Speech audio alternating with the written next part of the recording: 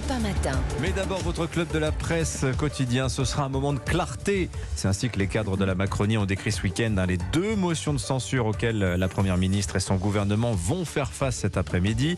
Un moment de clarté, mais bon, est-ce qu'il n'y a quand même pas un petit danger pour l'exécutif? Le gouvernement peut-il tomber? La réforme des retraites être rejetée? Aurélien Pradier, député LR, qu'on n'attendait pas forcément sur cette position-là, a annoncé tout à l'heure sur Europe 1 son intention de voter la motion de censure. Son collègue Pierre-Henri Dumont du Pas-de-Calais vient de dire exactement la même chose. Et puis même, si les motions sont rejetées, est-ce que le gouvernement sera pour autant sorti du bourbier des retraites? Bonjour Géraldine Bosner. Bonjour Dimitri. Journaliste au point, bienvenue sur Europe 1. Charlotte Dornelas est avec nous aussi. Bonjour Charlotte. Bonjour. Journaliste à Valeurs Actuelles. Voyez-vous un danger pour le gouvernement, Charlotte Dornelas?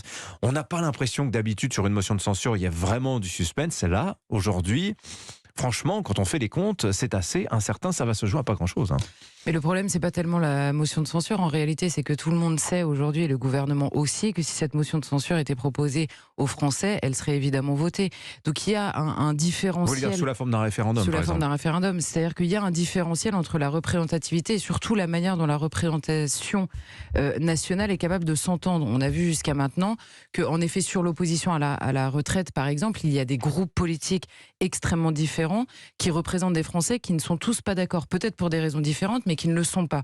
Or, jusqu'à maintenant, on pense, la caricature, c'est évidemment la NUPES et le Rassemblement National, puisque la NUPES n'entend pas voter avec le Rassemblement National, et donc ça fausse la représentation de l'opposition à cette réforme. Donc c'est évidemment plus ça le problème du gouvernement, comment se sortir d'une séquence où même eux-mêmes, en fait, sur la forme, ont alimenté, on va dire, cette contestation, beaucoup plus que la question de la motion de censure qui a peu de chance, en effet, d'être votée aujourd'hui. Même question, Géraldine Bosner, est-ce que vous voyez, identifier un danger particulier pour le gouvernement aujourd'hui? Et puis une autre question, est-ce que Emmanuel Macron vous a déjà paru plus faible politiquement? Le journal du dimanche, dans son baromètre hebdomadaire, révélait hier qu'il tombe à 28% seulement d'opinion favorable là, et Frédéric Dabi, donc de l'IFOP, assortissait ce chiffre de ce commentaire en disant là même le socle électoral du président de la République commence à être entamé. Oui, deux questions. Donc, pour le gouvernement, évidemment, Elisabeth Borne est en très mauvaise posture. Elle avait été placée là pour construire du compromis, parvenir à ses majorités de projets. On voit surtout qu'elle a construit du blocage. Ils s'y sont mal pris. Oui. Pour Emmanuel Votre Macron... confrère Vega Tegno dit d'ailleurs très justement, elle devait être un bouclier. Finalement, elle a échoué un peu dans ce rôle-là. Oui, elle devient un fusible. Plutôt qu'un bouclier, c'est pas son rôle. Pour Emmanuel Macron, le problème, c'est qu'il s'est mis un petit peu lui-même dans cette nasse. Le 49-3, c'est sa décision. Aucun des présidents de groupe de sa majorité ne souhaitait ce 49-3. Il pensait pouvoir essayer d'aller au vote, et le président lui-même a considéré que c'était trop risqué. Alors, on reste dans le cadre constitutionnel, que le gouvernement engage sa responsabilité sur un texte. Oui. Là-dessus, il n'y a pas de débat. Il n'y a pas de débat. Même si on entend prospérer le déni démocratique. Maintenant, évidemment, le gouvernement va être dans une position très délicate s'il s'avère que cette motion de censure, alors elle devrait pas être adoptée, mais néanmoins, les députés ont passé tout le week-end dans leur circonscription. Ça peut avoir fait bouger les lignes, notamment du côté des députés LR. On a vu les saccages de permanence ce week-end. Ce sont des choses qui peuvent compter.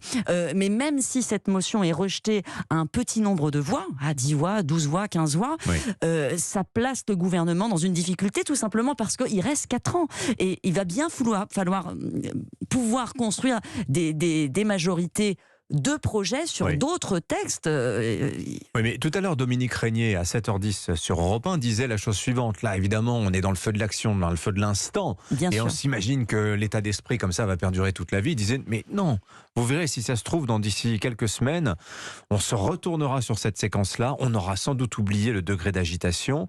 Et finalement, la réforme sera passée et on sera passé à autre chose. Oui, je connaissais des gens qui disaient la même chose 6 mois après les Gilets jaunes. Oui. Et puis la colère, en fait, elle n'avait pas disparu, évidemment. Donc, c'est-à-dire qu'on peut se rassurer, mais Vous pensez que ça peut s'enquister? C'est-à-dire qu'en fait, il y a une colère aujourd'hui qui a grandi ces dernières années, et là d'ailleurs, je ne mets pas sur le dos uniquement de ce gouvernement. Il ne s'agit pas de cibler, là, en l'occurrence, personnellement. Simplement, il y a une colère qui grandit devant...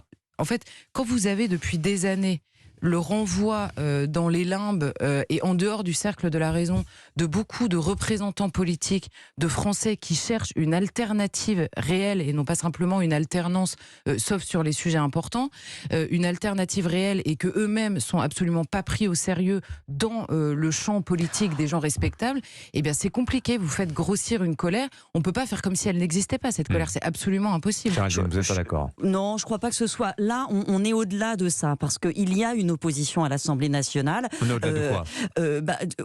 Je pense qu'on est au-delà. Effectivement, je pense que Dominique Régnier, ça peut effectivement se produire comme ça. On dépassera ça peut-être rapidement. Maintenant, je pense que les problèmes de fond ne seront pas réglés. On a d'autres textes clivants qui vont arriver sur l'immigration, sur la génération du service national universel pour les jeunes, qui sont des textes clivants qui risquent de relancer tout ça. Mais plus globalement, on est dans un système où même si cette réforme des retraites est adoptée, elle ne va pas résoudre les problèmes de fond, qui est que le pays vit à crédit, on est dans une crise de la dette énorme et on demande, c'est pour ça finalement qu'il y a ce rejet, on demande aux mêmes travailleurs, qui sont en gros les 23 millions de Français qui travaillent à plein temps, de mettre encore au pot, de travailler 2 ans de plus, et ça va devenir insoutenable dans la mesure où ils voient dans le même temps leur service public se déliter, l'hôpital va mal, la police, la justice, on a failli manquer d'électricité cet hiver. Bientôt, il va y avoir des problèmes de réseau d'eau. On va s'apercevoir qu'on n'a pas fait les entretiens de tuyaux, qu'il va y avoir des problèmes cet été. C'est toutes ces choses accumulées qui font que ces questions n'étant pas résolues à long terme, on risque d'avoir comme ça ce type de crise de façon récurrente jusqu'à la fin du quinquennat. Vous écoutez Europe 1, 8h52, Dimitri Pavlenko. Alors, la question maintenant qui va se poser, c'est comment on sort de cette crise-là? Réponse évidemment extrêmement délicate à formuler. Dissolution ou pas? Alors, est-ce qu'il faut dissoudre? Hier, Bruno Le Maire, dans Le Parisien, écartait a priori cette option-là, de même que Gabriel Attal. Et puis, tout à l'heure, vous avez Aurélien Pradier, encore une fois, sur l'antenne d'Europe 1, qui, cette formule, je vais la retrouver, lui disait, non, mais c'est finalement, cette motion de censure, il faudrait qu'elle passe, parce que ce serait un électrochoc salvateur pour Emmanuel Macron. C'est une porte de sortie pour cette crise, pense-t-il. Charlotte Dornelas. Écoutez, je ne sais pas quels sont les électrochocs pour Emmanuel Macron. Il est un peu difficile à comprendre dans ce genre de situation. Le président, on ne sait pas très bien comment il réagit. Et là, les déclarations qu'il laisse fuiter dans la presse sont quand même assez lunaires.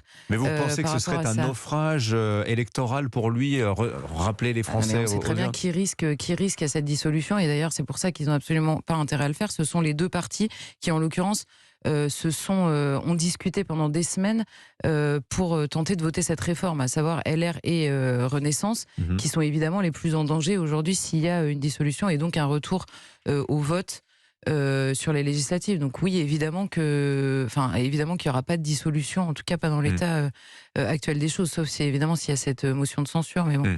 On joue un peu le psychodrame institutionnel alors qu'on sait que c'est pas comme ça que ça va se passer. Oui, parce que si la motion de censure est adoptée, ce qui se passe, c'est que le cabinet, comme on dit, tombe, le gouvernement tombe, et donc Emmanuel Macron, à ce moment-là, a plusieurs options. Soit il appelle un nouveau Premier ministre et forme donc un nouveau gouvernement, soit il pousse un cran plus loin, justement, en prononçant cette dissolution. Ça fait partie de ses attributs présidentiels. Je ne crois pas du tout à une dissolution non plus, parce que le seul gagnant d'une dissolution, en l'état actuel des choses, ce serait le Rassemblement national. Donc je ne crois pas trop à une dissolution. Mais tout le monde dit ça, mais à partir de quels critères on évalue cette certitude? Je ne les vois pas, en tout cas, dans un état d'esprit où ils prendraient ce risque. Donc non, je ne crois pas à une dissolution. Il y a la possibilité d'un remaniement, mais pour raconter quoi? Quelle histoire? Changement de Premier ministre, mais pour mettre qui?